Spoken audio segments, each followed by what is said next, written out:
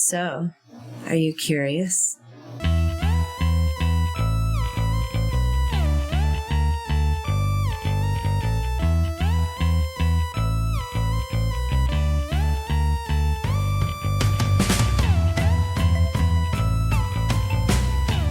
Welcome to the Curiosity Codex. I am your ardent enthusiast, Kyle Olson. Even though this show is young, I was already starting to feel constrained by the format. So I took a step back and decided to focus less on trying to fit my topics into the structure I built. Instead, I would let the topic tell me how I should approach it. We all know Hollywood is not always the place for new, fresh ideas. They want what's worked in the past, and it saves them the time and energy of explaining what something is if you already know the name attached to it. We've seen sequels, remakes, homages, but lately there's been something different emerging. There's a trend in modern filmmakers looking back on classic movies from the 80s and 90s and making loving, almost reverential sequels to them. They're not just cashing in on a brand with a high Q rating, but treating these movies as sacred texts. Their movies are about praising what came before while also trying to add their own words to the lore. So this chapter of the Codex is entitled Weaponized Nostalgia. I knew I didn't have the perspective to approach this on my own, so instead of a lecture, I needed to have a conversation. And joining me for this discussion are podcast impresario, Pete Wright. Also running for Grand Poobah of the Screen Actors Guild. Oh, wow. Okay. All right. Announced here live. Wow, this is amazing. Like, we got a hot scoop. This is amazing. And also joining us, my good luck charm, Mr. Rob Cabasco. Oh, I wish I were pocketable, but I'm not. I mean, that would be better. You could just, if you put a screw in me on one end with a loop, then you could attach me to things, but it would be tough to drive. Very big screw. Well, I mean, I have a few things I can say. I'm going to pass on all of them. I just show you the door, Rob. You have to walk through it. So what we're talking about basically is all of these, like, and we were discussing before we even started recording about there's not really a name for what this is yet. So requel, the midquel, like the redo, all these kind of things. But I kind of think of Ghostbusters Afterlife and Matrix Resurrections being on the opposite ends of this spectrum, where it's sort of like one is sort of reverential to the source material and the other one is not, but in a very different kind of way. So let's start. Kyle, rule set first. What are your rules around spoilers? Are we? We're talking full on. We're going to talk about everything here. So if you've not seen all of these movies, essentially, expect that there will be some spoilers in here. So yes, we're going to everything is available and on the table, and that includes any movies that happens to come up in your thoughts as we're discussing these things. Yes. So this is as nerdy as we want to be. Okay, so let's talk about originally about Ghostbusters. Okay, so what for both of you? I guess I'll start with that. What was your exposure originally to Ghostbusters, and what are your feelings about it now as you've approached it? Because we're all about the same age, so we all, I think, experienced Ghostbusters at about the same time. So Pete, we'll start with you. Okay, big fan of Ghostbusters. Loved the first movie very much. Saw it in the theater. Come from a family of mom and dad that love movies, and so I'm the kid my dad would come in and say, "Hey, there's a new Star Trek that's releasing today, or a new James Bond. Are you feeling sick today? You might have a fever." And we would take off school to go see opening day movies, and so that's that. So Ghostbusters. It was absolutely an opening night movie. We were already big fans, certainly of the cast, and so I am an enthusiastic supporter of Ghostbusters. I also loved Ghostbusters 2. I think the Rick Moranis character is is fantastic and funny. I think that the why for you. That character, I can't remember who played him, but he went on to be on Ally McBeal for a number of years. I love him. Oh, yeah, Peter McNichol. Peter McNichol, of course. Peter McNichol's addition to this show was fantastic. So I feel like it was fine, not as good as the first. And the rest have been kind of in that zone. Any other dips into Ghostbusters? I never really followed any of the animated stuff. Okay. And so that was, I just didn't go that far. So leading into the final one, the reason I saw it, knowing that I already had a middling to fair relationship with everything since 2, the reason I saw it was because of Reitman, and because I saw that trailer and I thought this is going to be interesting filmmaking. And I am thrilled to say I was right about that. It was an exuberant theater going experience. I thought it was just straight up beautiful, just practice of the art of film. And I'm curious how you guys weigh in on the last act. It becomes like, I love the new cast. I love the kids. I love the exploration of the tools and technology. I didn't feel like any of that was overwrought at all. And then we meet the original Ghostbusters and Ghost Egon. Yeah. And I'm middling to fair on that. Yeah, I want to get to that point. Yeah. Right? I'm trying to establish a baseline for where we're at with our Ghostbusters fans before we sort of really get into a movie that was kind of aimed at us. Specifically, like we were dead center for the demographic, which is what I'm so fascinated by. All right, so Rob, what is your Ghostbusters history, and are you afraid of any ghosts? No. All of my encounters have been sublime, so I am good. That's another story for another day. But except for that time in Jamaica. But again, another story, another day. Okay, so 84. I'm 7th grade, like middling 7th grade, right? I am post my Star Wars fascination because I don't think it seemed cool at that point, just the year after Jedi comes out. And I remember all 4 of us, my mother, my father, my brother John, we go to see the movie. Already was a big fan of Bill Murray. I had known of the movie Stripes, but I knew it was not a movie that I could see right yet, but I knew of it. And I know my dad and I watched the ABC television presentation of it multiple times, right? So kind of had a fascination to this. All I can remember from that movie, I can literally remember coming out of the theater and going, I just saw a movie that was amazing. I love this. I want to be a Ghostbuster. I laughed. I thought it was incredible. I just saw a movie with my parents where dickless was said, a blowjob was implied, and let's say semi-rough nudity with Gozer, right? In that, like I remember my mother talking on the phone, like after we saw it, and she's explaining it, I think, to her sister, and like, the movie is very funny. I laughed very much, but there is a little bit of nudity that is implied. And I always stuck with me, for middle-aged parents at that time, they're like, this is pretty funny. 80s, right? Just give it that blanket.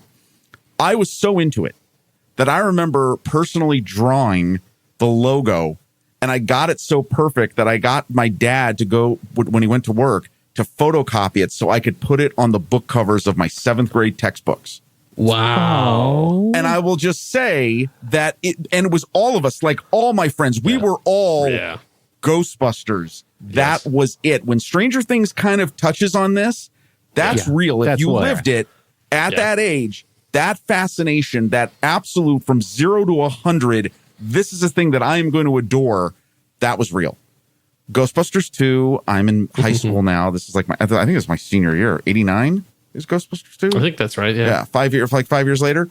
I was amused by it. I just remember thinking the Statue of Liberty really kind of soured my seriousness of it, but I loved everything else about it. And then, always was fascinated with, I never really got into, like what Pete just said, never really got into the animated stuff, but I thought the characters, the fact that there were action figures, because that was the only toys that had come out. So that was amazing, because they didn't do anything for the original movie in either first 2 movies in the 80s. That was cool. Listen, I had high hopes. I was very positive about the reboot, and that did not work. There are a few things in it that works. A lot of things did not. One moment in it works, right? For me. And then this, I am ready. I was just ready to embrace, for 2 points, I'm ready to embrace a reverential treatment of this. Because, like I said, for those of you who grew up with it, this was something, you can't treat all these reboots or rehashes or whatever the word is we're going to come up with. You can't treat them all the same, because they're not all the same source thing. No, exactly. Ghostbusters is something else. One movie spawns more love and affection, from cosplaying to models to everything, music. It hit everything. That you cannot underestimate what that happened in the year of 1984. That hit on all the stuff. We all listened to Ghostbusters, the soundtrack, all the time. Yes. I had that on cassette tape. I loved it. I wore the tape out. So, I mean, there is a reverential treatment to this. And as we are all approaching our middle ages, here's the deal. My dad always says this. His generation had model trains. Our generation has pop culture in a way that no other generations had it before. Yes. We are now at the age of, we want all the rememberies. We have a little bit of disposable income to feed the urges to react and connect to those rememberies. And so I was ready. And then here's the second part. My second point is, then you also had the whole other second issue with Afterlife, which is, how do you deal with Harold Ramis? Yes. And what do you do with that? And what do you do to be reverential in a way that probably Harold Ramis is an incredible talent, an incredible loss to entertainment. But like, we are treating this, we are putting Ghostbusters on a pedestal that it probably does not belong on. Yes. But that's okay. It's us. Yeah. Fine. We do the things we want. I cannot tell you guys, Ghostbusters Afterlife is the only movie that I saw more than twice last year. Wow. Is that number 3 times? 4. Actually, 4 times. 4 times. Oh, wow. Okay. So that says in theaters. Something. No, actually, 3 times in the theater. Okay. And then my 4th time is. I was just curious. Yeah, no, good. Yeah.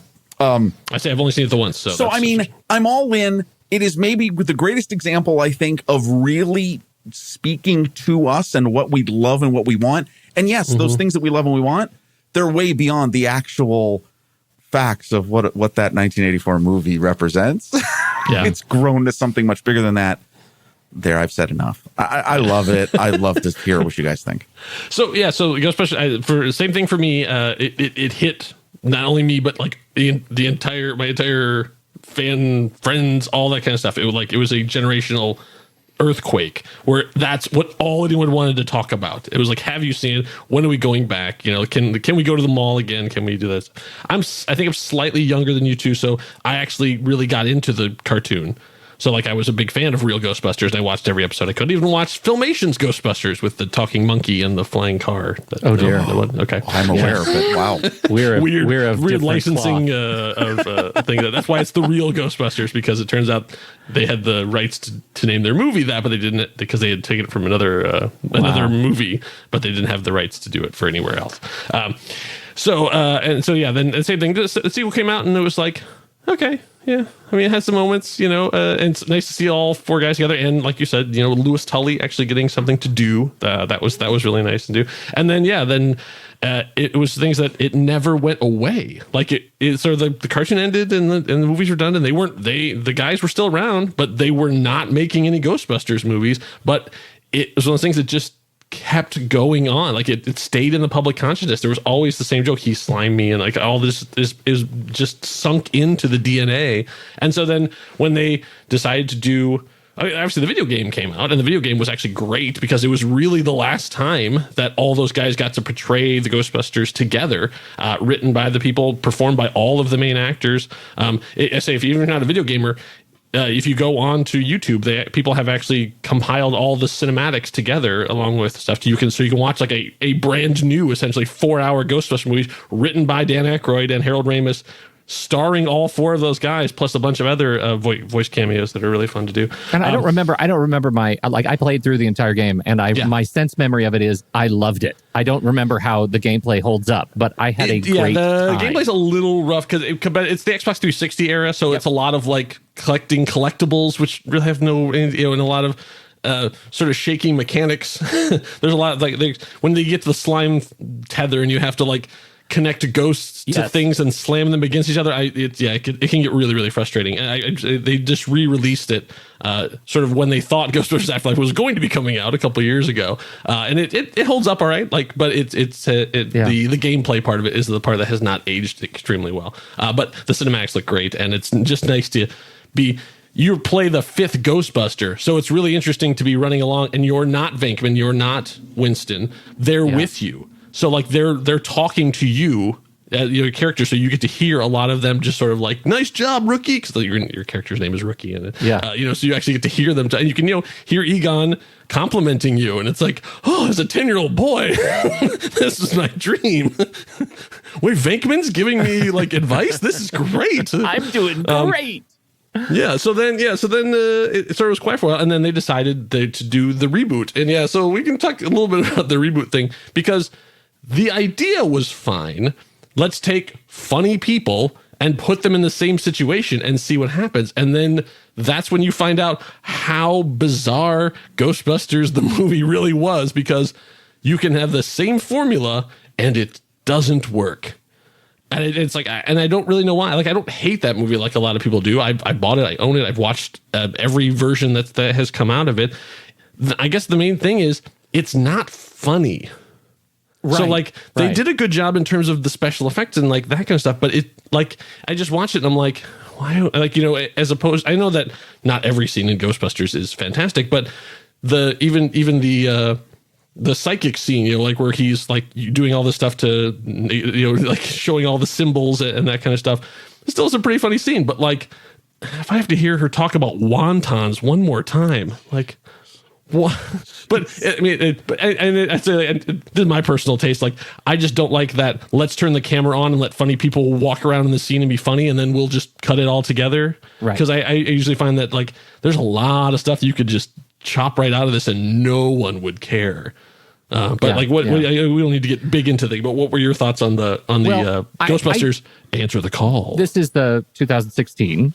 Yes. And I love Paul Feig. I think Paul Feig is fantastic. It's just, sometimes the chemistry doesn't work.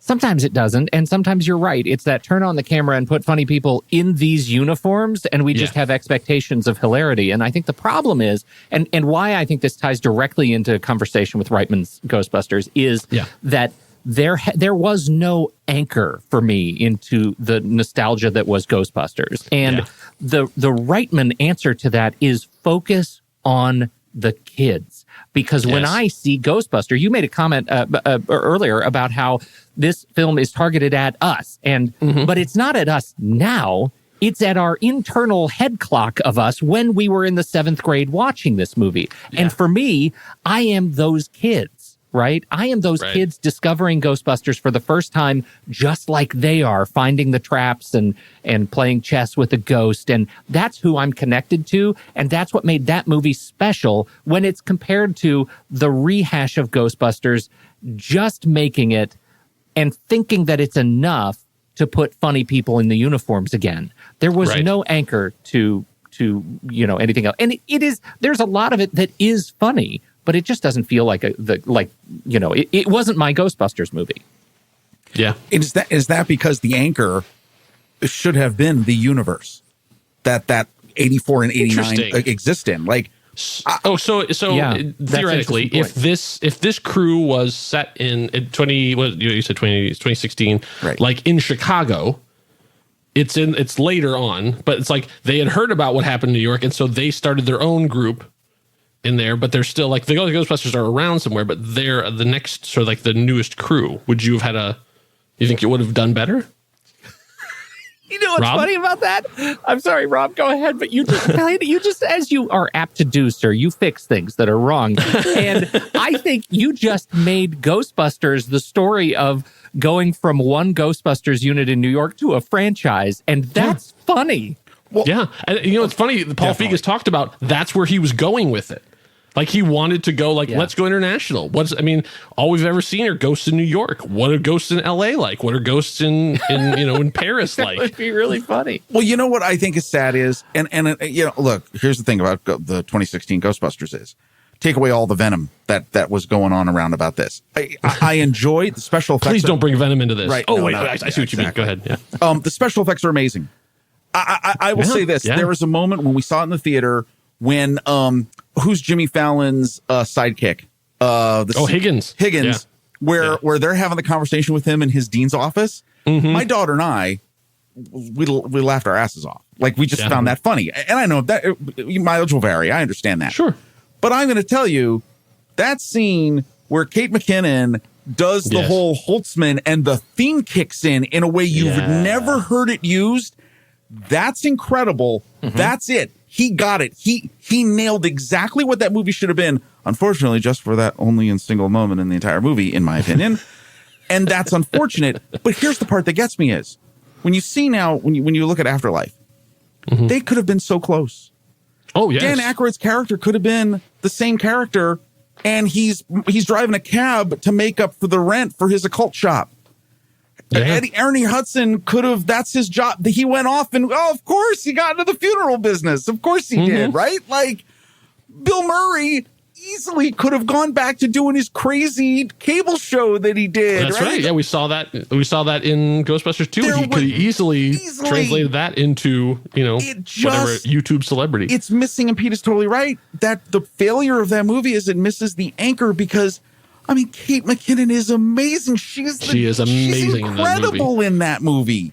These are all four of them are some of the funniest human beings that are working right now. Oh, yeah. No doubt about it. No doubt. But it's missing the anchor. And I think what was most disappointing to me about that movie, especially then seeing them do it correctly, you could have been so close. You could have kept it within the universe. You would have had the anchor of all that nostalgia. And you could have done the same thing where like, oh, people forgot. Yeah, because Ghost stopped. So everyone had to go off and do their things. But interestingly, they're still in jobs that are still connected in some way with stuff. You could have done all that. And you wouldn't have taken anything away from the women in those roles and how that all works. It's just, it's a misfire. I mean, that's all. However, in the creative DNA of things and how, movies beget movies, I don't think you get Thor Ragnarok without Ghostbusters Answer the Call, because it showed us a Chris Hemsworth we had never seen before. Oh, that's true. That's a really good point. That's a really good point. I mean, like I think Kate McKinnon is we are being deprived of some fantastic character work she could be doing in movies. but she has a steady job, and that's fine. But I think seeing him in that way, I think even Taika Waititi would like see that and go, oh, yeah, you can do that. Yeah, okay. But do you see then? Okay, well, no, and I think, and he's another bright spot of the movie outside of everyone else too. I mean, I get that. It really speaks though. Like, so what didn't resonate with me about that movie is the connection to what I saw was a universe I wanted to spend more time in. Yes. I don't want to just see Dan Aykroyd show up. I want him to be the character. I want to know what happens. I want to see how that all works in. And again, this speaks to, I don't know, Ghostbusters is a unique lightning in a bottle moment for pop culture in that I don't know if the automobile. I mean, whenever all of us look back and we think of the great cars, I have all my little Playmobil collection. And what do I have? Yeah, there's the Back to the Future. Yeah, there's the A-Team van. Yeah, there's the Mystery Machine. But you know what? The number one always is the Ecto-1. Ecto-1. Yeah. It just hit everything. And even that, like, there's another great example. Like, I don't need to see a late 80s Cadillac hearse with a stupid, huge yellow siren on it. That's not the Ectomobile, right? Like, right. No, they're just not tapping into the vein of what the blood that flows into our memories of what that was. I don't know. So then we have Jason Reitman, son of Ivan Reitman, who directed the original one, who had, I think, not only did he have the same experience as us seeing the game, but he actually got to be on set, walking around, playing around with this stuff, like sitting in the seat of Ecto-1, all these things. Like, so his fandom's on a different level too. And he then takes on the task of, how do you bring back Ghostbusters? How do you make it? And so what he does is make almost a wholly reverential film, where the original movie, which, I would say, like when you mentioned Stripes, is a great example. It is much more similar to Stripes and movies of and Stir Crazy like movies of that era. This sort of, it's a kind of a down and dirty SNL screwball comedy. It's a screwball comedy with fantastic special effects. Yes. Like, I mean, but when they were making it, they were just thinking like, oh yeah, when I'm done with this, I'm going to go, and I'm going to go, do whatever the next in their filmography, whatever next wanted. They were not thinking in terms of franchise. I mean, like, nobody was at the time, but they were never meant to be a 4-quadrant film that hit all the bases that even children would love. I think they sort of were just like, yeah, it was fun, it was good. Okay, what's next? What are we doing now? They were sort of moving on, and even they come back together, the same crew, everyone to make it again, and can't do it again. Yeah. So then we flash forward to now, and then Jason Reitman says, okay, how do I approach this? And he sees the first film as in the same way that J.J. Abrams looks at A New Hope. when it's time to make Force Awakens as a holy document, as this is sacred, this is precious, I don't want to do it, so that every time something is introduced in Ghostbusters Afterlife, it is treated with awe. The first, it's a ghost trap. It's Ecto-1. It's whereas those were just the tools, these are just like the regular stuff. Now, after nostalgia, but even the Ghostbusters themselves would not treat any of this stuff with any of this kind of reverence. To be like, oh, they're just using that old junk? Really? Because they were blue collar guys dealing with it. So it's a weird tonal thing where it's a complex, broken family Midwestern drama through 3/4 of it. And then, like Pete was mentioning earlier on, then it takes this turn and becomes this incredible Ghostbusters movie for the last half hour. And it was like, but that's not the story you were telling. I mean, what you started with was Jason was making E.T. and Close Encounters. The film work in this very movie, Spielbergian, very Spielberg. This was, if any, it's as much an homage to Ghostbusters '84 as it is to Spielberg. This is him unleashing all the depth of field tools he can possibly unleash, right? And that was really special.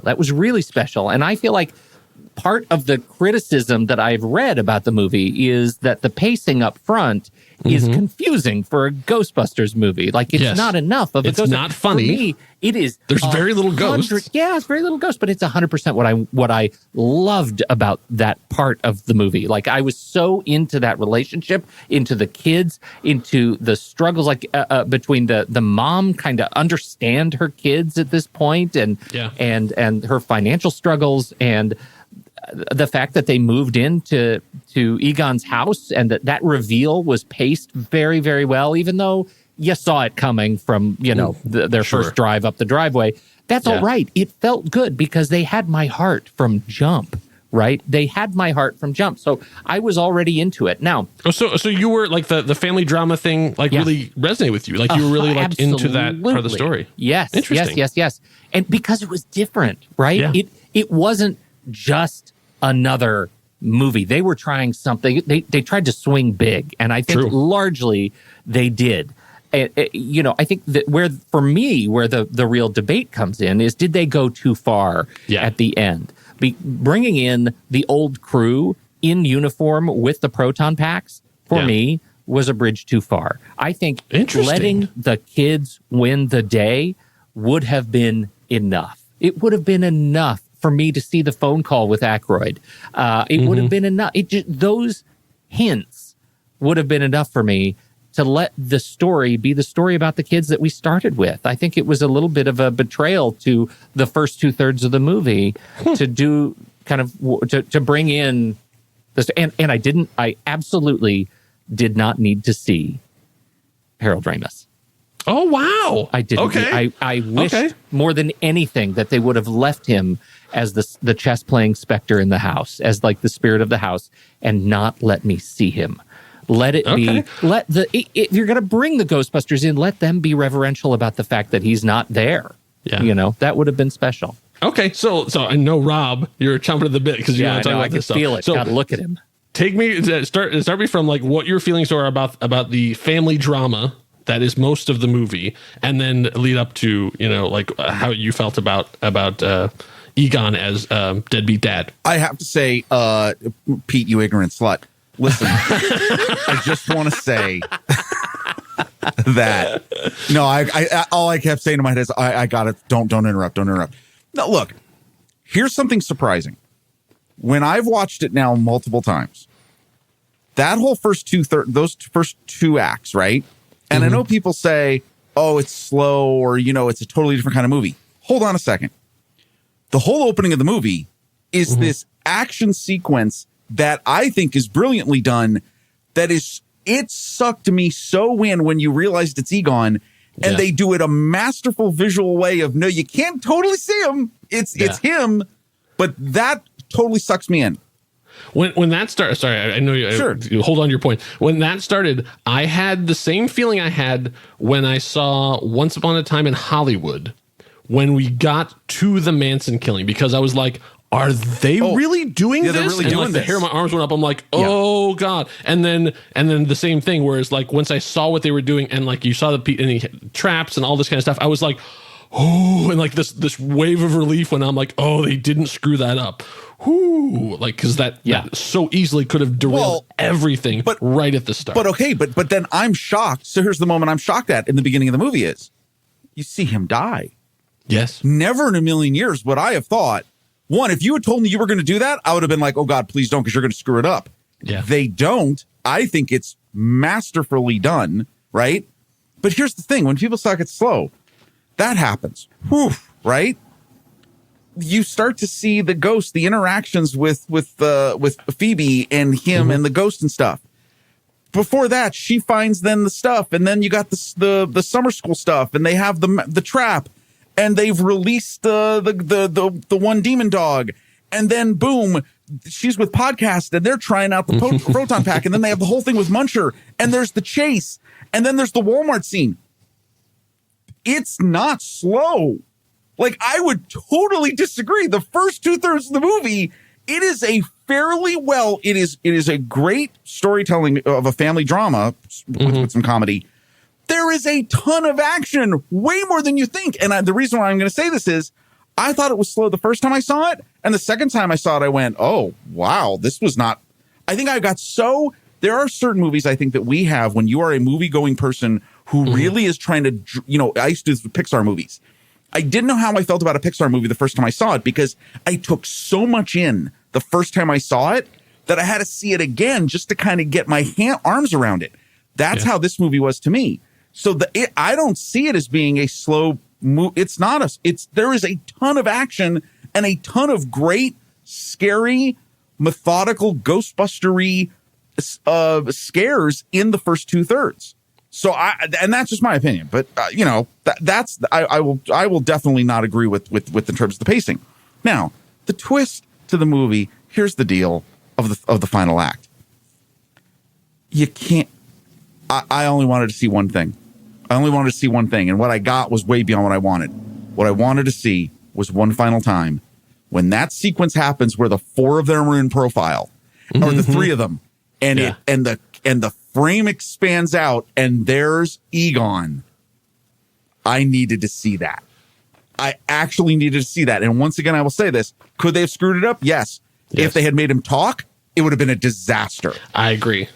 If they tried to do the Luke if thing, they like would have done Mandalorian. anything, no. And you know what? This is one of the few times that you could actually resurrect someone, a living person, in that because the spiritual effects, it is perfect. They did it perfectly.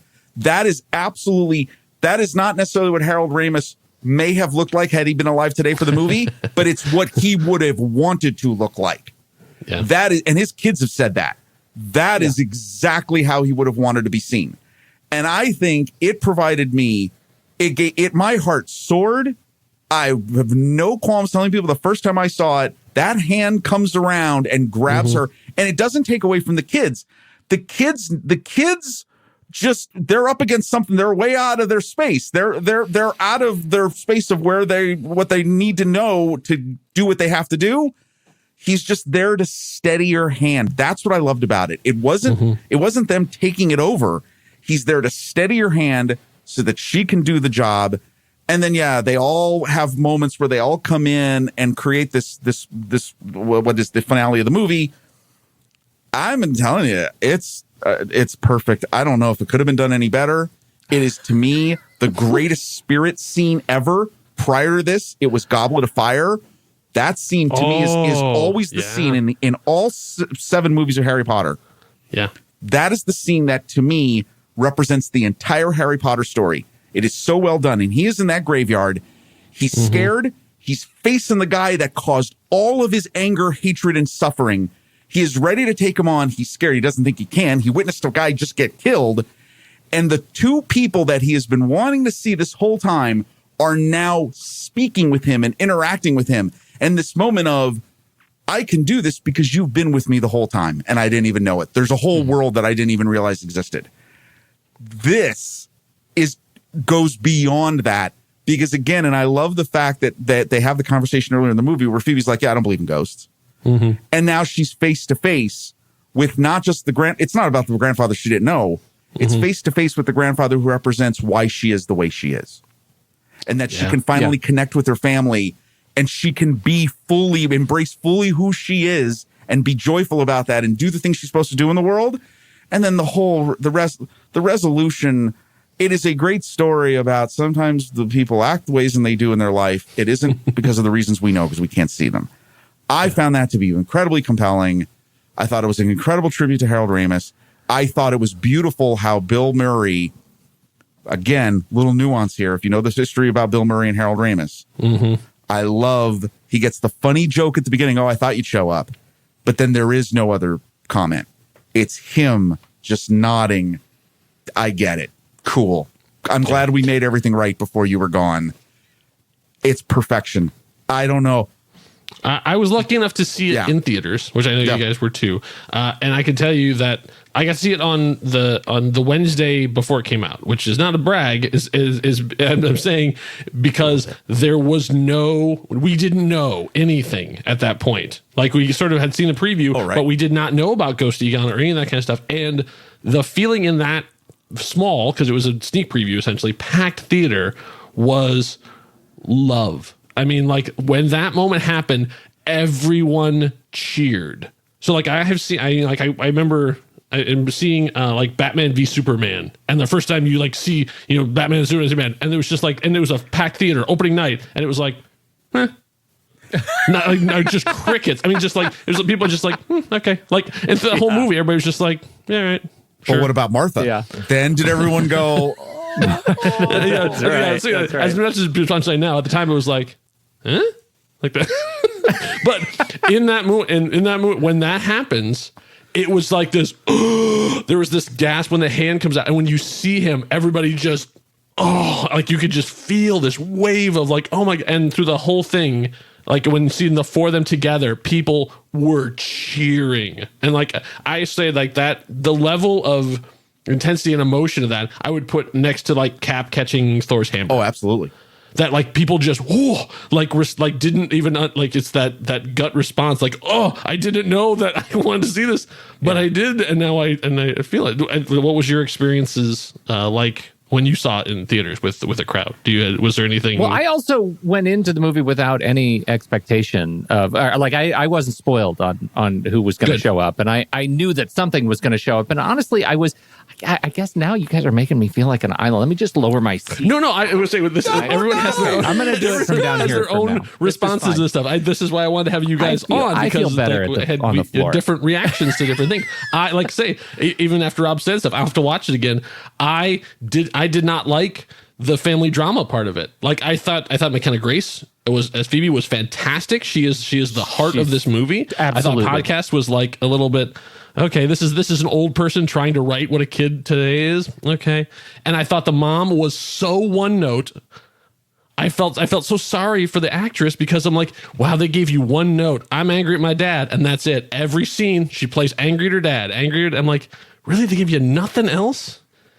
Paul Rudd is Paul Rudd. What can you do? So I have my own thing. So don't worry, we're not all unified in our feelings about this. So go ahead. Well, the last piece I wanted to say is, in terms of taking nostalgia too far in the sort of experience of that third act, going down the same road of Gozer, the Gozerian, and I'm the Keymaster, and I am I felt like I could have used some new narrative there. Like I didn't need to do that. I saw it. I saw it in a refrigerator. I saw it on top of the building in New York.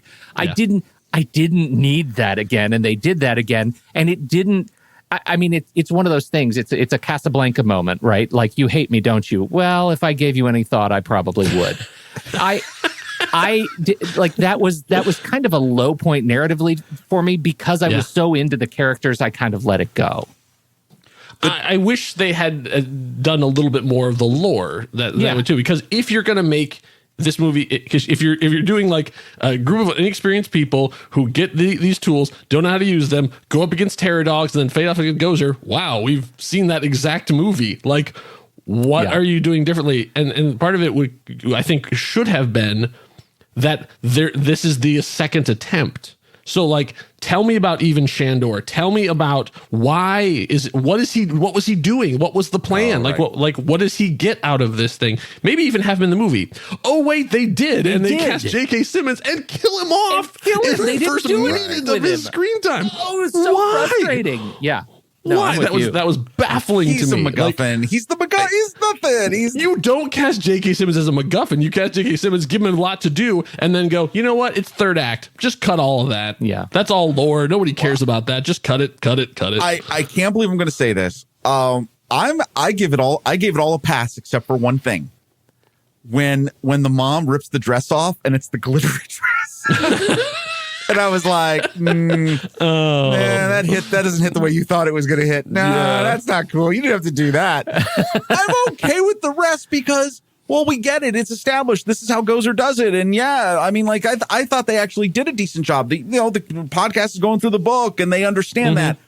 I'm okay with that because it wasn't at the top of a 30-story building. Like, you know what I mean? Like, they did try to make this different. And I think you got this with the dates. You can see that there had been multiple attempts. Right. I'm okay with all that. The dress, no, that was too far for me. I draw the line at a glittery dress that comes out of nowhere. That's your line. That is very telling. Yeah, you're right about the dates. The date was a nice touch because my questions these things is why now? Right.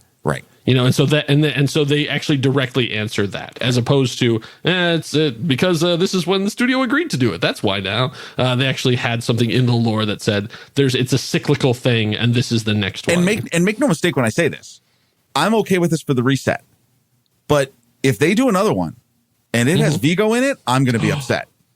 Really? Yeah, because that to me will be you're going way, you're retreading way too much. Now you have no ideas. Yeah. Yeah, like I absolutely. No, I would agree with that. Like it has to be something else. Yeah, I agree. This is a bit of a deep cut, but they hired someone to do a final Hitchhiker's Guide to the Galaxy book that wasn't Douglas Adams. And it was and no offense to the guy, but all he did was just pick 3 or 4 things from the previous books and then wrote about that. And it was like, right. Oh, okay. I see what you did. But yeah, it's a whole universe out there. You can go farther. And I agree. I hope the next one is something different. And I love the Vigo. I love that whole storyline. Just, okay, no. Now you got to do something different. So I'm okay with all of this, with the passing of the torch. I understand. I mean, I don't know if you guys know this, but if you've watched any of the like hardcore Ghostbuster channels on YouTube, they shredded this movie. Did they really? Like there were people, they shredded it. They thought bringing Egon back was just a capital crime. They thought it was completely, I mean, they totally were not happy with it. That's interesting that it comes out, it hits us, who I guess are the casual fans, like right dead center.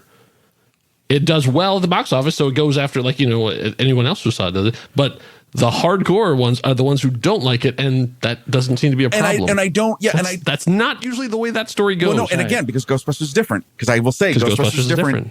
Yeah. And even with all that said, I think that they have because McKenna Grace does such an amazing job in this movie, and a good supporting cast as well. But true. I can see them. You can build an entire 2 more movies around her. She did such a good job. That character is so compelling to me. And she needs a Venkman. Well, she needs a Venkman. If she's an Egon, she needs a Venkman. But I love the fact that they can wait a couple of years, or which maybe they won't, but let her grow. Let her actually grow up and grow, and the role will grow with her. I'm very happy.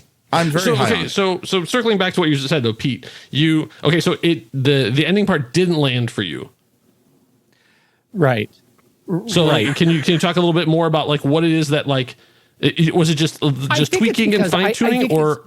No, I think it's because of what we're already sort of leaning into it, which is this idea that if we're going to do this thing with this property that we already know, and we're going to introduce it to a new generation, why do we have to lean so forehead first into exactly what was in the original? And I think that was my challenge. And I fully own that I went into this movie and the other movies that we're going to talk about shortly, I assume, with there's a pivot coming.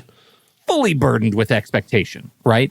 But, sure. I want to see that movie that Rob's talking about with McKenna Grace as Egon and Finn Wolfhard as Goofy Mechanic and Paul Rudd as Gruberson, the multi-generational team that they're bringing together to now fight. I want to see that movie, and damn it, I wanted to see it this time. Yeah. Right? I didn't want to see Gozer the Gozerian again. I didn't need to see the original Ghostbusters quite as heavily. I wanted a new thing, and they gave me not a new thing, and that is the cancer we have on reheats right now, on these requels that I'm struggling with. So see, this is why I bring Pete on, because he throws me something like that, which is the perfect pivot point. Pace yourself. We could talk about Ghostbusters forever, but now we're going to swing around and talk about when nostalgia doesn't quite hit the same way. And so let's talk about The Matrix. Okay, so we've just on the heels of a huge Matrix sequel, which was not as reverentially received by either hardcore or casual fans. And so, okay, so before we do that, let's talk about our feelings about The Matrix. So obviously we were much older by the time Matrix hit, so it doesn't get you in the same way. But like, what was your feeling about The Matrix when it first came out? Rob, I'll start with you. Back in 99. 99. So, and again, if you didn't live it, we're on the cusp of, the millennium's coming. A little tiny bit worried about what is technology going to do to us because of the Y2K issue that everyone had talked about, right? Yep. So that was real. I mean, like, that was a real thought in people's heads who were in tech. You had this movie come out that was like, groundbreaking graphics, the whole camera systems they were using and everything else. I go to see it, and I'm blown away. Like, I think as a lot of people were, this is amazing. And just the whole idea of what is reality and go into how conscious are you in life? I mean, which, that's what spoke to me about it. But I think this. I was thrilled with the movie as a one and done. I thought it was a complete story. I thought it was incredibly well done. I thought it did a great job. It was incredible visuals, great characters. Hugo Weaving. I mean, I couldn't get that the way that portrayal out of my head for a long time. I was good. Like, that was it. It ended when he goes flying off into the sky. Yeah. Off the building. Done. I'm done. That was great. Way to go. That was it. Yeah. What about you, Pete? No, how did The Matrix hit you? Your men are already dead. I mean, I was transformed by that movie, right? Yeah. Like, I felt like that movie was doing things and was intentionally inventing ways to make movies that would change the way movies were made, right? Yes. It was big. Boy, 99. Ambitious. 99 was a hot year for that kind of stuff. Because even just Matrix, Fight Club, and American Beauty. Yeah. Like, my God. Right. I mean, you could go on, but I'm sorry. Really could. But it was just like that, whatever was in the water that year changed everything. Yeah. And they happened to get a pitch perfect, like just perfect cast for this particular story.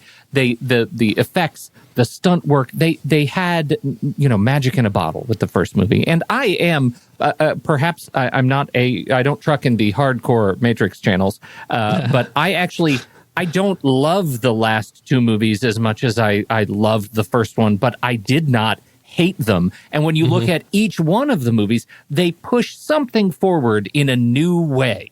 All three of the movies do something that is extraordinary in the art and spectacle of filmmaking. And I appreciate the entire trilogy for that. And I burned myself by walking into this Resurrections with the weight of those expectations. And that hurt me. I hear so many people are saying, I don't know why people don't like Resurrections as much. I don't understand that perspective. Oh, okay. So, for me, that was during sort of when I was eating, sleeping, and breathing movies. So this is like out of college, basically living on my own for the first time with my roommate who was my best friend at the time. All we did was movies. Like, that was basically, we would go out like every Friday. We'd be like, okay, we're gonna see the 7:00 show of this, then we're gonna see the 9:00 show of this, then on Saturday morning we're gonna see this. I mean, like, whatever came out, we were going to see it and talk about it endlessly, over breakfast. Like it was, everything was about movies at the time. So like we had just come out of seeing a sneak preview of the Blair Witch, the previous, like when everybody thought it was real. I mean, like, so like we were just living that life. So when this movie comes out and nobody knew anything what it was, because the whole marketing of the movie was, what is the Matrix? Even that was the original website, is what is the Matrix? And there's all these cool images, but no one told you. Like, you just went in completely blank, which is kind of amazing now, to like not go in not knowing who the heck these directors are. You knew it was Keanu Reeves from a couple of different, like from Speed. Okay. But everybody else was pretty much an unknown. To go into this universe and just experience this for the first time, I feel bad for people who like watch it on their phones now. Like I took my daughter to see it on the big screen because I'm like, wanted to get her something close to having that exploration, the surprise of not knowing all this stuff, even though so much of it has permeated in pop culture. Like, you can't watch Star Wars: A New Hope clean now because it's infected everything, and Matrix is the same way. Everything comes after it is about that. So this is everything. Things have changed now too. And I kind of agree with you, Rob. Like, I feel like at the end of the first movie, it opens up such a possibility that like our minds were blown, like, what happens now? And then the sequels came out and we're like, that's not what should happen now.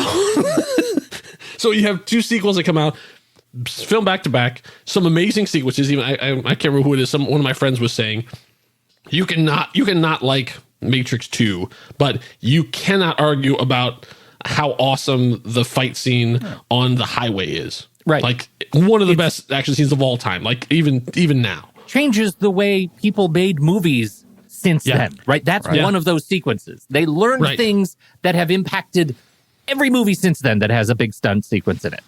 Yeah. I remember coming out of like seeing those two, and people would ask, so like, so what are they like? I was like, well, they're more. So everything that's in the Matrix is in those sequels. It's just more. It's like more action, but also more philosophy, more really long conversations that you wonder, why the heck is this in this movie? I mean, everything is more. As I sort of have went back and looked at them now, I realized, sort of seeing what the Wachowskis did afterwards, and then having one of the Wachowskis come back to make this new Matrix movie. I don't know. I kind of think they don't understand what we want from a Matrix movie. It's in the same way that, like, there's things that we loved about Star Wars, and then we went and saw the prequels and went, oh, I know you're the same guy, and I know you came up with all of this, but this isn't what we like. Like, and I know there's a little bit of fan entitlement, which becomes part of this thing, because obviously they made this movie again essentially for people like us who like the Matrix is super important to us. We went to this movie because it had the words "The Matrix" in front of it. Like, but because Kyle, the Wachowskis made two sequels that were bad Matrix copies. Yeah. And they tried to make their favorite movie that wasn't a Matrix movie, and they did it twice. And once it was Cloud Atlas, and then it was Jupiter Ascending, and then they realized we just need to keep putting the Matrix on stuff. And I think that's really. But what's so fascinating about this is people complain about we hear all of this. Oh, this is an unknown director getting a major, massive property. I mean, these people made Bound before the Matrix, to show like, we can make a movie. And then they got the Matrix. It was a massive pivot to go to this property, and so I mean, there's a lot of baggage that is earned over the course of their early Matrix work. But do you think? Okay, so here's one thing. This is a theory I have. Right, I think any movie, any story that people want to tell, there's two things that are either happening, right? And yes, it can be sometimes both, but it's really just two things. One, I want to make you laugh. I want to make you scared. I want to make you cry, or I want to make you, I want to make your heart swell. I want to do a combination of those things. Or I have something to say. The Matrix was I have something to say. Yeah, and also the Matrix Resurrections is also about I have something to say, but a very different thing. But go ahead. But here's the issue. No. You're making an excellent point, so I don't want to. No, that's cool. No, so like the two sequels of the Matrix, oh, I want to make you feel like you felt in the first movie. It's not anything more to say, right? Interesting. I want to make you feel like you felt there. That's the problem with them, in my opinion. Yeah. The Resurrections, yeah, they got something to say, and also I want to make you feel like you felt, and for me, it faltered on all counts.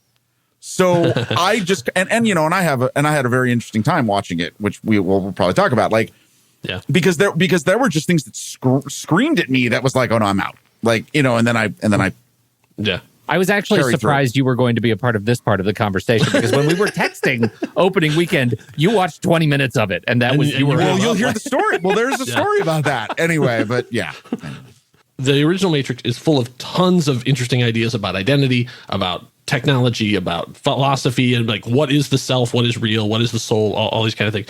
In addition, there's a really amazing action in it, like these crazy anime inspired over the top fight kind of stuff.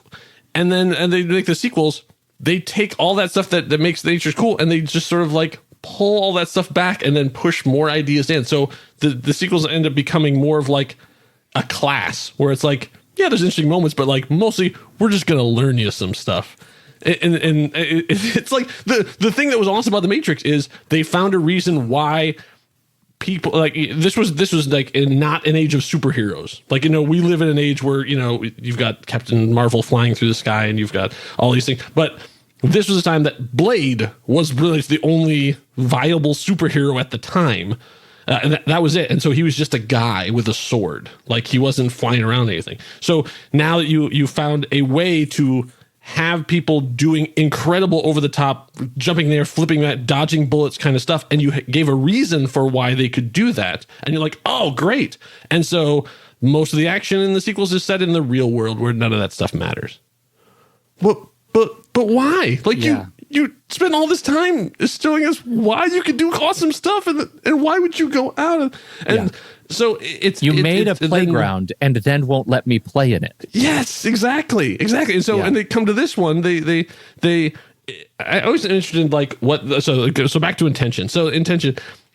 There's a couple films I think have come out, and I'm hoping, Pete, you can either disagree with me or you can find other examples where it feels like the filmmaker is punishing the audience for wanting the movie that they just paid to see. The one that comes to mind is Prometheus. Like, Prometheus, it seems like, oh, like, you won't let me do all this other stuff? Well, fine. Here's your alien movie. Like, I don't want to do this, but apparently this is what gets money. So here, alien, space, Jesus, alien, water. There you go. And run from the space donut. I mean, like, I'll turn this the whole thing about that. But yeah, there's a couple movies out there I feel that they didn't want to do it, but they got the money for it, and they're gonna make sure that they know. Well, here's an interesting thing about that. They didn't want to do this. Yeah, and screw you for wanting this, but here it is. I don't know. I don't want to ascribe malicious intent on the part of Ridley Scott and team. I certainly wouldn't go down that path myself. But this, I get your point, because this movie, the resurrections has to be an R, right? I feel that in that opening act, that mind-bendy, not just a nod and a wink to the sequel, but a nod and a wink and a punch in the groin kind of heavy-handedness that I feel like it was made in an attempt to be such a heavy personal message to the studio, to the fans, to the that this is this isn't the movie you want, but it's the movie you deserve. That's the kind of snub that I felt like I was getting out of this movie, and I didn't love it. Not to mention the fact that it was a convoluted mess. Yes. Right. Let's just, when you take Ghostbusters and you look at the art and craft of filmmaking, and then you go to this and see a rehash of the skills that we learned in the last three movies, and we don't really have any great new story beats, and we haven't really taught Neo anything new. No. There are no big level ups that we get out of this movie that we got in the first one. We're just going to do the same thing, but we're going to put different people in those roles, and we're going to have them just kind of talk alike, but wear different suits. And don't worry, you'll get it. Don't worry, you'll get it. By the end, you'll get it. Maybe I got it, but I certainly didn't care. Go ahead, Rob. Here, I'm going to tell the story. I turn it on. I wasn't excited about this because, again, the first movie's enough for me, right? I start watching it, and immediately I'm like, oh, well, this is Wes Craven's New Nightmare. They have a game, so now the movie exists. Oh God, I wish game. it had been. No, you know what I mean? Like immediately, and that's I wish there had been more of Wes Craven's New Nightmare in this. But I also was like, oh wow, that's where we're going with this. And then when I don't know, it's within the first 15 minutes, he gets the flash of himself and he's the old man. And I'm like, okay, all right. When he shows up in the bathroom and it's not Lawrence Fishburne, I'm like, okay, I don't understand that because you're messing with me. And I understand that there may be practical reasons why that is, but then don't make the movie, right? I'm literally, this is literally what's going on in my head. Like, you know what? No. And I don't like this Morpheus. I'm whatever. And then this is what happened. Okay, yeah, I had a moment of super wokeness or whatever you want to call it. They get on the train in Japan, and this is the absolute truth. I see everyone on the train wearing masks, and it wasn't that I was like, oh, it's an Asian. I understand that, right? But you didn't until I pointed it out. No, I did. No. But here's why I got sucked in was because they're all having masks that we're all wearing. Like it's everyone's different, and there's some cloth ones and customized ones, everything else. And I literally sat there and went, "You're telling me the pandemic is part of the Matrix? Off." And that's when I texted you and said, "I'm out. I'm out." It was you didn't have to do that. That did it. The masks that did it. And yes, because I literally said, I find the list long and distinguished of things that would have made me turn off this movie. After that metatextual conversation of like what the Matrix is about in the Matrix. I just want to say this. Oh no, it's a metaphor. It's about commercialism. And here's the thing is because you know what, that was so visceral to me living in this time, watching this movie, that I went, no, you know what? I was on the edge. And that's what absolutely knocked me off the edge. Nah, I don't care about this movie now. I don't care what happens. He was dead. Dude, I don't give a shit, right? Like, okay, here's the thing. And then you guys are all like, no, you need to watch it. I'm like, okay, fine. I watch it. And I still think okay. I mean, no, I got nothing from it. This movie is constantly every day being expunged from my nether regions of the long-term memory of my brain, right? But I will say I enjoyed sure don't need to hear more about your nether regions. Well, the dark recesses I meant to say. I don't know why I said nether regions. I don't need to be a part of that conversation. I mean, either place is dark. A little moist. So here's the deal. I enjoyed the conversation he has with Niobe, Jada Pinkett Smith's character, where it actually explained what happened. Because I'm like, how do you beat this? Just turn all the machines off. Like, I mean, like, come on, right? When they had that conversation, I went, oh, I like this. I really thought the effects of the action sequence where it was kind of like the Fast and the Furious, where people in Fast and the Furious where they started throwing self-driving cars out to like knock people down. And here it was like, no, we'll just take people over and throw them out. Yeah. I mean, it got you. Like you were watching that going. But it was like an uncommitted beat. It was like this is the coolest set piece in the entire movie, and you're just like whipping it at us. Like it was just so fast, and like there was no weight to what was actually happening. I know, but that was also a false note to me because the whole point of the Matrix at the beginning was secrecy. Yeah. Like the whole they dress as government agents. They don't dress as robots. Now I like it less. Well, because they're trying to keep it a secret. But like once you start, suiciding hundreds of people, and to do that, well, then you don't have to follow those rules anymore. Oh yeah, now it's over. Just have literally just have 1,000 tanks appear and just blow that. You could nuke the city. Like if there's no secrecy, then what is the point of doing any of the agenty things of hopping from person to person and everything? Like you're not trying to keep the secret anymore. So you're right. Why are we even bothering with it? No. This is it goes back to Inception. You have to dream a little bigger, darling. Yes. There's nothing. Yeah. Yes. I just, there's nothing for the rest of this. There's not, Neil Patrick Harris I did not care for that. This movie's a big nothing to me. It's a nothing burger. I want to go back, though, to this central question that I have been mulling around, which is, what is it that would have grabbed my heart? Because Ghostbusters grabbed my heart. And when you talk about weaponizing nostalgia, right, you can do that for good or ill. And I think Ghostbusters did it for good. And this one did it for ill. This one entrapped me in my nostalgia for the property and did not live up to the title. And I find that very frustrating. So what is it, and I'm not armchair rewriting the movie at all. I'm just wondering, where did it lose me? Like, what could they have done to somehow bring it back? I think the story is for me is flawed. I didn't need Neo back. I think they just he was really dead. He was super dead. Yeah. And so, I think all of that was just, it made it feel less like an authentic Matrix experience. When you call something a money grab, this is kind of the dictionary definition of it for me. This character was super dead, and now it's not, and we're going to try and make you believe that that's authentic, and I did not. When I first saw this, and I saw it before either of you guys, and so you asked me for my little thing, and my thing was I compared it to Ghostbusters Afterlife because I feel like it doesn't become the movie it's supposed to be until the last 20 minutes, and I think the last 20 minutes works. Because despite all of this, everything that we said, I do not disagree with anything you guys have said all the way. I think the Trinity Neo love story at the end works, and it got to me. And I saw it in the theater with a bunch of people, and they had that not quite the Ghostbuster reaction, and it was also a smaller crowd, but because they didn't do the midnight show because it was on a Wednesday, so it was a Wednesday 1:00 show. So even though it was on a holiday, so there were still more people, but. When they got together and Trinity says my name is Trinity and stuff too, the people really cheered and loved it. So I feel like the relationship thing that really works, but trying to convince me that you told a good love story in the first 3 Matrix movies, I'm not buying it because you didn't care about Trinity at all. Yeah, right.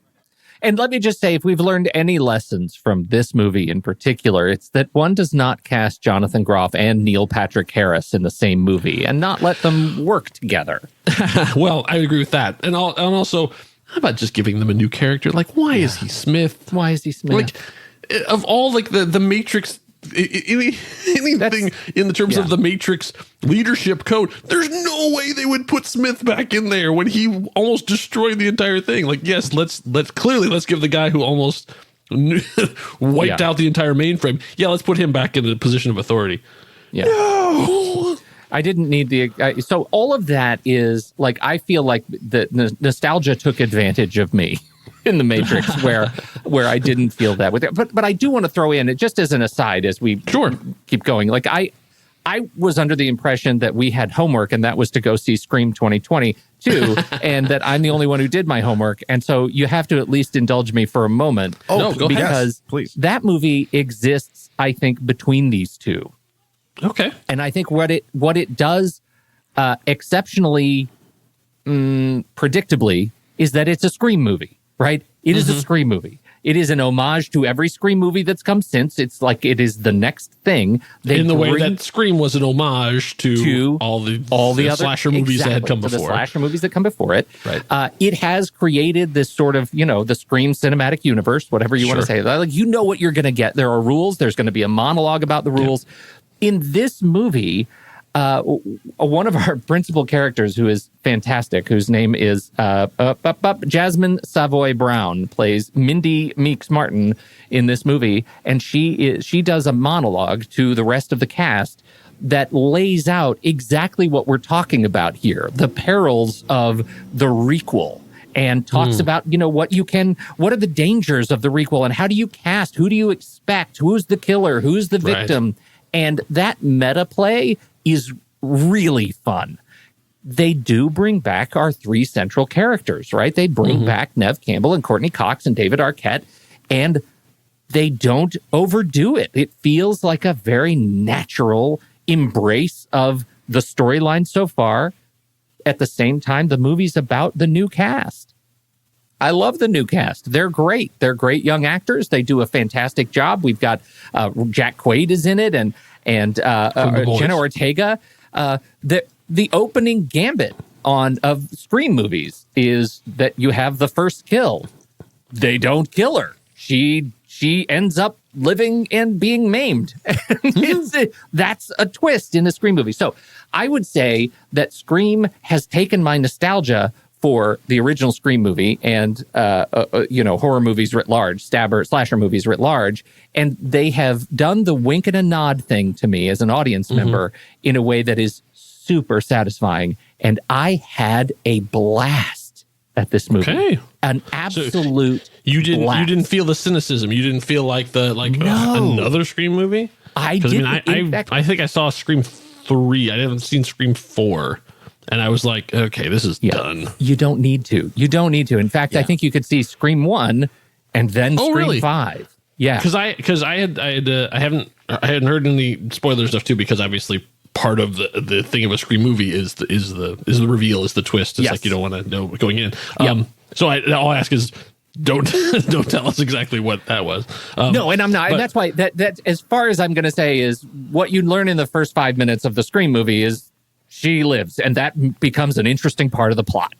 Yeah. But the rest of it is absolutely this could be the spiritual sequel directly to Scream 1. You don't need to see the rest of the movies, and I think it locks. Would you like compare it to like the Halloween to Halloween thing? Well, I like these movies. I think it's better. So I don't know. Well, in the way that the poorly named Halloween from a couple of years ago was a direct sequel to the original Halloween. Yeah, I would. I think ignored everything else in between. There are a couple of characters that do have more interplay from the second Scream movie. Okay, but those are side characters in this one, and you know most of it is just like, hey, this happened, and a lot has happened in the last 25 years. And now there's this other thing that's happening again. And we acknowledge all of the wink and a nod stuff, but we're going to make this movie and we're going to make you second guess every corner. I would liken it to, you get these movies where that that somebody's going to open a closet door and they're going to rifle around in the closet, and then they're going to close the door and there's going to be somebody behind that door, and it's going to be a malevolent figure. And then in the sequel, they're going to open the closet door, and then they're going to close it and nobody's there. Then they're going to open the refrigerator door, and then they're going to close it. And then there's a malevolent figure behind it because it's a sequel. Yeah. This movie is like the joke that is told so much that it's annoying, and then it finally comes back around to being funny again, right? It's the ninth rake. Isn't it is the Simpsons thing when they it's the ninth rake. That's exactly what it is, and it works. It locks for me, and we got jumps, and it is more brutal than any of the other Scream movies. There are some excruciating kills in the movie that I think are visceral and fantastic. I think Matt Bettinelli-Olpin and Tyler Gillett are the directors behind this one, and I think they did a fantastic job. So I think it fits into this conversation because it also exists. It's been a long time since the last Scream movie, and certainly since the last Scream movie that tried to have a meta message that was bigger than itself. And I think this one really works. I guess so. We've seen remakes. Like there was that whole period, I guess, mid 2000. Yes. I think Total Recall kind of thing, where they're like, we're going to take the same movie, we're just going to like remix it a little bit, throw it, and we're going to serve it at you again, and then we're going to throw in an homage to the movie you liked. We're going to put a line or whatever, and then there you go. It's a new movie, but it's also the thing. You get best of both worlds, and I think most of those are terrible and do not work on their own or as a kind of sequel thing. And so we've seen that, and then we've seen the sort of the straight up sequel where they try and do a little bit onto it, and now we have, this is sort of like the third wave of serving our culture back to us. So like, is there a fourth wave coming, or is this it? Are we just going to like rotate between these three things over and over again? Like, like I guess the middle one, I guess that I didn't say it would be like where they have it, but it turns out that wink nudge, it was actually in the same universe, like the Mod Squad or whatever, where it's like you think it's version an A, but it's actually a B because one character shows up and goes, Or like the Charlie's Angels that they just recently did. Right. Where like they had the television series and then they made a movie of it, 2 movies. And then they did another one and you think it's on its own. And then, there are homages. So it's in the same, having your cake and eating it too. And then we have this one where it's about how much we love that movie. So we're going to make that movie again. I would say Jurassic World is that movie. Like you love Jurassic Park. Now here's Jurassic Park again. We're just going to change some of the stuff around. And then you have Jurassic World. I'm going to tell you. I guess where are we going? And here's the answer. No one knows because everything's different. Like there are no rules applied to this. And I think you can see that not only the ones we discussed, but here we're going to discuss it. I'll throw in something else. Sure. Imagine a character that we all adored when we were children or teens from a franchise that we all adore. And we adored that character, and we adored everything about that character, even though we knew nothing about that character. Oh, and then now they make an entire TV show about that character, and most people are like, "Yeah, that's not the way I thought he was." And then, by the way, the last episode at the time of recording of that show that had that character not in it, that's the best episode of the season of that show. Yeah, I'm talking about the Book of Boba Fett. Doesn't appear, right? On paper, that should have been amazing. There's a tweet I saw, and I wish I knew who it was that said it. So I'm giving credit, even though I'm not doing a very good job of it. That said, fans upset that that character not living up to the tattoo on their left arm. Right? We have a character that said 3 lines we knew nothing about. He had a punk death. And we all just, in our imaginations, Epic Rap Battles History, I believe, said you had 5 lines in the trilogy, and one of them was, because Han hit him in the back, and apparently there's an on switch on his rocket pack. Like, what? Listen, let me just say, none of this makes sense because it is different. Everything is different. And you know what?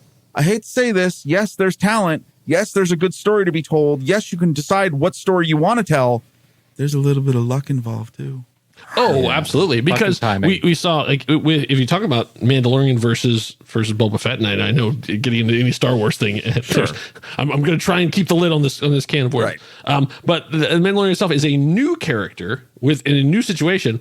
But every episode is like nostalgia porn because they're just like, oh, remember this? Remember this? Right. Like, what about this character? What about that? Like all these little things. I mean, like there's the meme that goes around of a picture of kids playing with a bunch of Star Wars toys from the 80s. And it says, this is, Favreau and Filoni writing Mandalorian. And it's like the kids playing with the toys. And I will say this in terms of the waves, when you say like, how many waves are there left of this? We're, all of us who are in our late 40s or early 50s, guess what? Barring any other things that happen in the world, we still all got about 20 to 30 years left. Honestly,